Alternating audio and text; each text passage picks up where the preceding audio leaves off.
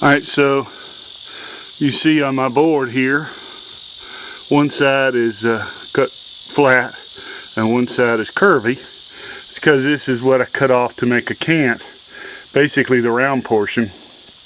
And in order to turn this into a 2x6, what I did is I found the center and then marked out 3 inches on each side and then put a chalk line down. Now that way would waste a lot of wood normally, but because this was very rounded, most of the side, you know, all this where it comes out like this, on the other side, it's rounded, so that would make a 2x4. What I'm going to do with it, I'm going to put it on the table saw and cut out 3/4 inch squares to use as stickers to put in between the wood as it dries. Okay, so like I said, I found the center on both ends here, and then came out 3 inches and put a chalk line mark down.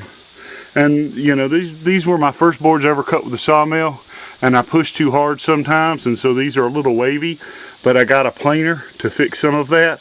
But also this is just going to be a rough shed, so it's not a big deal. Better learn on a shed than a house. Alright, what I'm about to do is make some stickers from some sawmill discards. And what a sticker is just a 3/4 inch board, you know, square, that you put your wood on to get airflow in between them.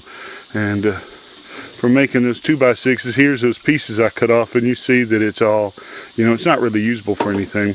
But I had 2 16-foot pieces for making the one 2x6, and before I cut any more boards, I want to make some stickers so I can stack them appropriately. And so all I did, I don't have a fence for my table saw, so I just took a straight board and put it at 3/4 from the blade, counting for the kerf, or the width of the saw blade, and then I just used some C-clamps and C-clamped them down, and I'm just going to run them through the table saw, right? And I'm not going to show that because, you know, safety Nazis. Alright, here's all the stickers I made. Took a long time because I'm not that good with the table saw, but basically, like I said, I just ripped them square, 3/4, 4 foot long. And all you do with them is when you got your boards, you just lay them out, you know, every foot or so, and stack your boards on top of that, and that gets airflow between the pile. You see, as I've also, they're not touching. I got a little bit, 1/4 inch or more of airspace between each log, so airflow can come through them. Okay, the other day I showed, did a little video of me using that Lumbersmith sawmill for the first time, and that's pretty much the boards I got. Got a couple over here that are going to be 2x4s. 1, 2, 3, 4. 4 more 2x4s, and a couple of little, probably 1x2s. All that's just generic stuff that ain't anything sized right, and all that's dimensional. It's either 2x6, 2x4,